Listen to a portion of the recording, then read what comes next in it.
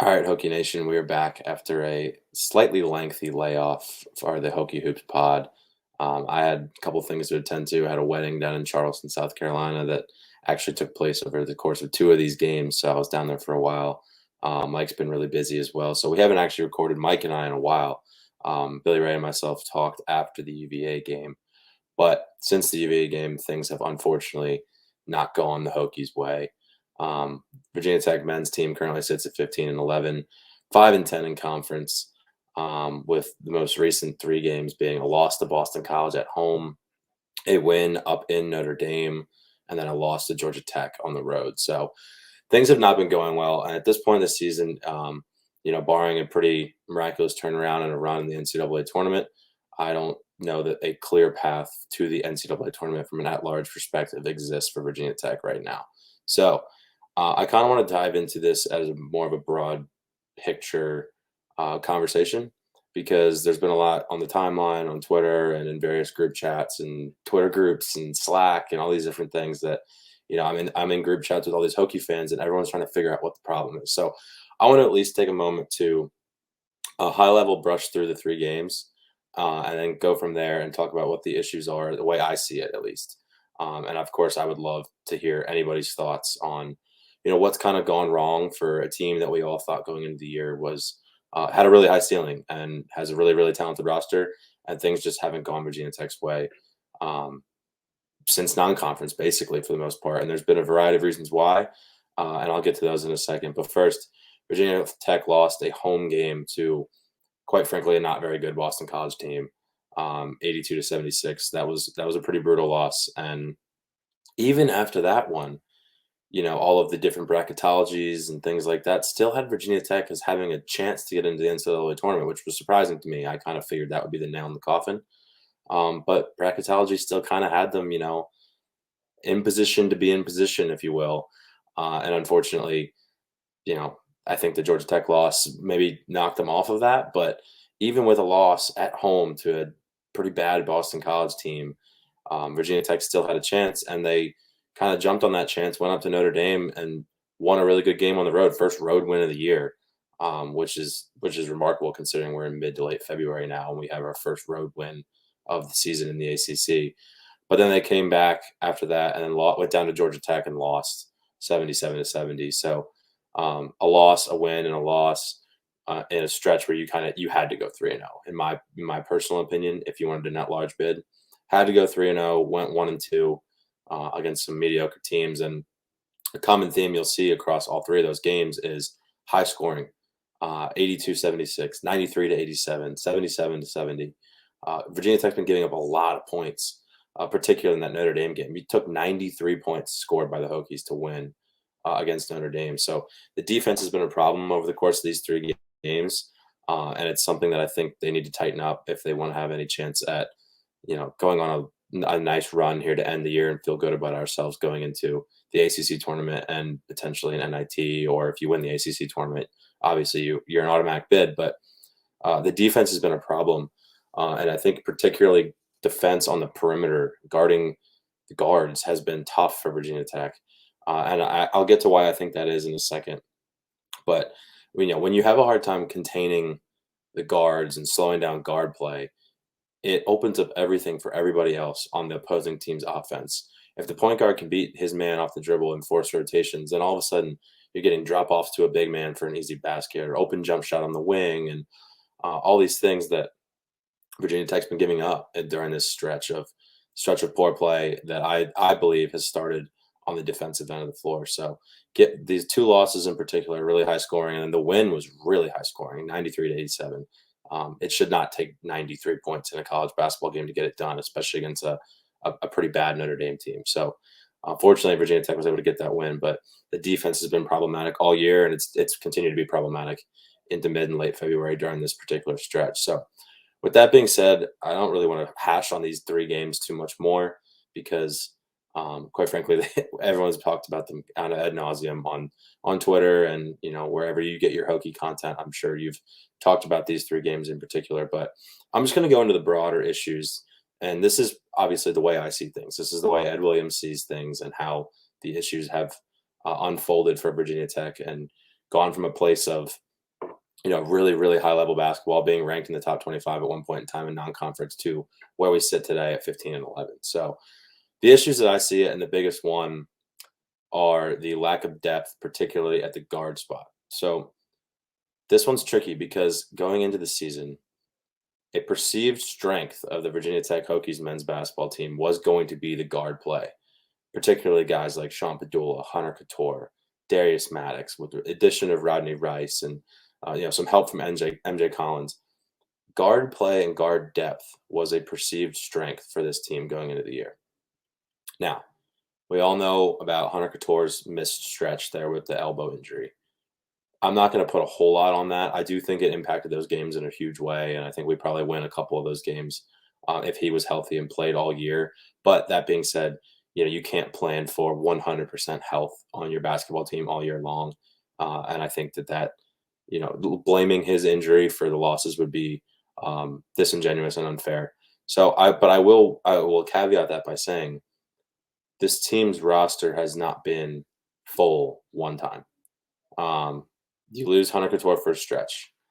Rodney Rice comes back for one game, then gets re-injured and misses the entire season. A guy that you were probably counting on to play, 12 minutes a night, 13 minutes a night, score probably 8 to 10 points a night even. I mean, Rodney Rice, I think people underestimate, and yes, that's a lot to ask of a freshman, but I think the staff had a plan to put a lot on his shoulders, and with him missing the entire season, that's been a really, really tough thing for the coaching staff to kind of fill that void. So you have the Hunter Couture injury for a stretch, and then you have the Rodney Rice injury for the entire season, followed by the issues with Darius Maddox and his time away from the team with a family issue. All of a sudden, you look at the bench, there's no guards. You're missing Maddox and Rice. Padula and Couture right now are playing the entire game, along with a true freshman, MJ Collins, who MJ Collins has played amazing.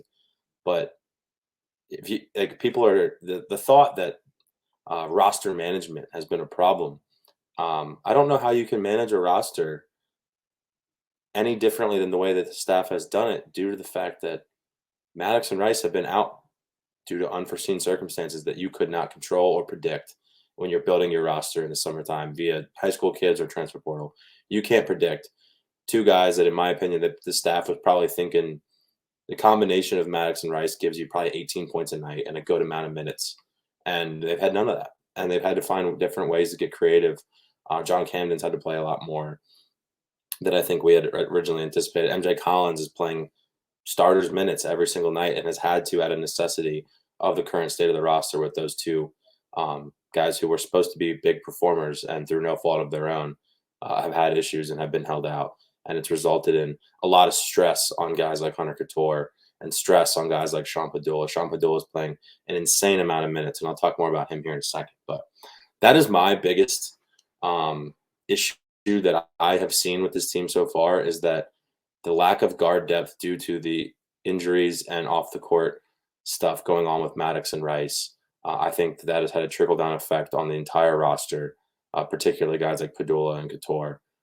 And we have no guards coming off the bench right now. Our bench rotation is basically a small forward and a power forward and a center, and Camden, Poteet, and Kidd. We have no guards, true guards, coming off the bench. So that's been really problematic, and I think it's led to guys being tired, man, just straight up fatigue for Sean Padula, who's having to play 38 minutes a night guarding on ball and then also running the offense. I mean, that's a lot to ask for a true sophomore who has been really, really good for this team this year. He's had his moments where he's struggled, sure, largely due to fatigue, in my opinion. But I really encourage fans, in particular when talking about Sean Padula, to take a step back and think, okay, where should he be as a true sophomore point guard in the terms of his career arc or his trajectory? If you told me that this was Sean Padula as a sophomore, I'd tell you we're in a pretty good spot. So I think Sean's done a really good job.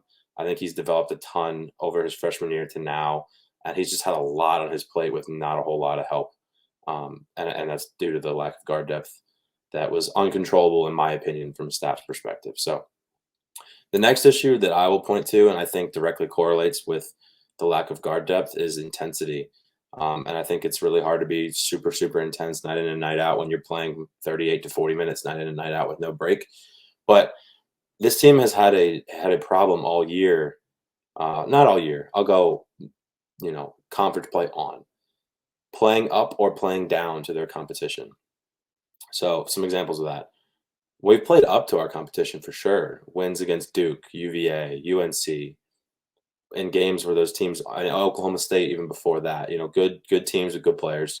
Duke and UNC have struggled a little bit, but they still have all the talent in the world. So we've done a really good job playing up to our competition and matching that intensity and winning good games against good programs. But then you have these sleepers two against Boston College, one against Georgia Tech. These games that you just can't afford to drop and are almost inexcusable to drop as many as we have this year, and that pushes us to the result of where we are right now. So intensity in terms of playing up and playing down to your opponent, being consistent night in and night out, I think has been problematic for this team during conference play as well. So those are the two main issues that I could think of. I've really had a hard time kind of racking my brain around what's going on with this program because you look at the roster on paper, it's a really good roster. Grant Basile has been, in my opinion, as close to a Keve Aluma replacement as you could possibly find. Grant's been playing really, really good basketball.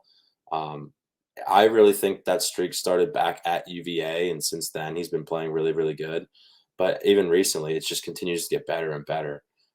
He's been awesome for Virginia Tech, and I really hope we're able to retain him moving forward. He can come back to Blacksburg next year because I would imagine that if Grant Basile came back to Blacksburg next year, he starts the season as a first team All ACC caliber guy and is poised for great success in a Hokies uniform. But Grant's been awesome. MJ Collins has been awesome. The dude still has braces and he's dunking on people against UVA and UNC. MJ Collins is a really, really exciting player for me looking forward into the rest of this season and next. I really am excited about MJ Collins, and that's one silver lining of lack of depth due to injury is freshmen get to play, and MJ has done a really good job in his minutes. Played a lot more than I think even he probably anticipated going into his freshman year, and done a really good job in doing so. But looking forward, we got 5 games left before the ACC tournament, right? So I'm recording this on Friday, the 17th of February. I'm going to be at the Pitt game. I think, tomorrow. The Pitt game is Saturday, the 18th. Pitt is currently in first place in the ACC. I don't know who would have thought that going into the year, but I'll be at that game. We've got Pitt at home, and then we got Miami at home, who, in my opinion, is probably the most talented team in the ACC. And then we go down to Cameron Indoor and play Duke at Louisville and finish up senior day against Florida State. So 5 games left. I personally would feel really, really good. Not really good because the end result is not what we all want it to be, but I'd feel good about a 3-2 finish here. You win one of the 3 against Pitt, Miami, and Duke, and then you do what you're supposed to do and take care of business at Louisville, and then at home against Florida State. Finish the year 3-2, and you finish at that point. You'll be 8-12 in conference, 18-13 in for the season. Overall, that's very mediocre. I understand that. There's just been a lot of unforeseen circumstances this year, and that's not an excuse. There's still talent on this roster to win games. We lost a lot of close games during that 7-game losing streak.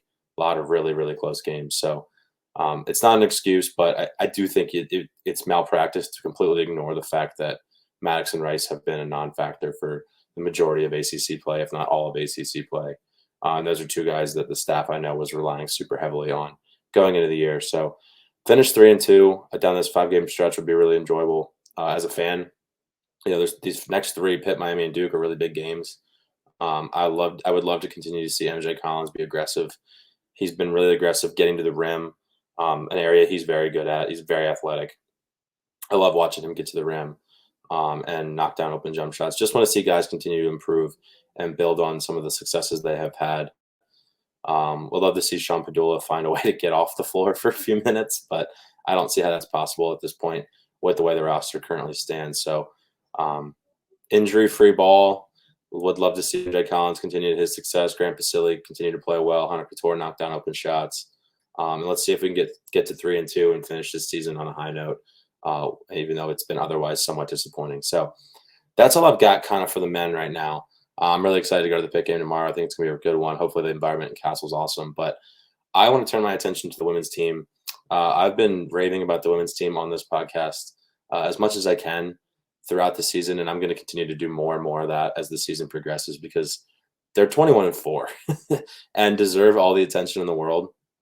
I was at the game last night against Duke, which was going into the game number 9 Duke versus number 11 Virginia Tech. I was really excited to get down to Blacksburg for this one. It was an awesome environment and overall a really good game, particularly if you're a Virginia Tech fan. The Hokies absolutely demolished Duke yesterday and have now won 3 straight games against ranked opponents and won 5 straight overall. So 5 straight overall wins with 3 of them coming against ranked teams. Um, my overall thoughts on the women's team. So this team is as fun to watch as any Virginia Tech team in any sport that I can remember. Maybe the only good comparison would be the 2019 Sweet 16 team. This team is that fun to watch play. It obviously starts with Liz Kitley, who many believe could be the ACC Player of the Year again this year. She had 18 and 10 last night against Duke and just kind of dominated that entire game. But I'm going to turn my attention to point guard play because I love point guard play. And I can safely say now that I have not enjoyed watching a Virginia Tech athlete in any sport as much as I've enjoyed watching Georgia Amore play basketball this year since Justin Robinson left from that Sweet 16 team. So the number 5 point guards, Georgia and Justin, are just so much fun to watch. But Georgia in particular this year has just been absolutely electric. For example, of the 3-game winning streak against ranked opponents, Georgia's got 27, 25, and 20 points in those 3 games, respectively. So she is as fun to watch as any Virginia Tech athlete that I can recall since Justin Robinson graduated. It's just the absolute epitome of point guard play. Makes the right read. It runs the whole show on offense and defense. An absolute knockdown shooter. Just plays with a crazy high energy and makes everyone around her better. And it's so much fun to watch. Really high level point guard play, and that's what we've got night in and night out in Cassell Coliseum with Georgia Amore right now. So I'm really excited to watch the rest of this women's team. They've got NC State on Sunday. I may or may not try to stick around in Blacksburg late and go to that game. And they go down to North Carolina against the number 19 ranked Tar Heels, and they wrap it up at Georgia Tech with their final 3 games of the year. The women's team is currently projected as a 3 seed, which would allow them to host the first 2 rounds of the NCAA tournament here in Blacksburg, which I would absolutely plan to attend and would encourage anyone in the New River Valley to make their way down to attend those games. But a 3 seed would be an awesome place for Virginia Tech to find themselves. The current bracketology has them as a 3 seed in Indiana's region. Indiana would be the 1 in that side of the bracket, as well as LSU as the 2. But I think if Virginia Tech does their job and closes it out strong with 3 wins against NC State, UNC, and Georgia Tech, and then a strong performance in the ACC tournament, I see no reason they couldn't find themselves on the 2 seed line when it's all said and done. But again, Liz and Georgia are awesome. The Queens of the Castle are currently averaging 18 and 10 for Liz Kitley and 15 and 5 for Georgia. So the Queens have been balling. Castle's been an awesome environment, and I hope the fans and the students will continue to come out and support the ladies as they close up this season and look to make a really strong and deep run into the NCAA tournament. So keep supporting the Hokie women. Keep standing behind the Hokie men. I'll jump on and record probably after the Pitt/NC State game for the women. So maybe Monday or Tuesday, we'll do a more in-depth update, and we'll get Mike on here and get his thoughts as well because I've been texting him offline, and I know he's got some questions, comments, and concerns. But until then, go Hokies, and let's keep this thing rolling for the women's team.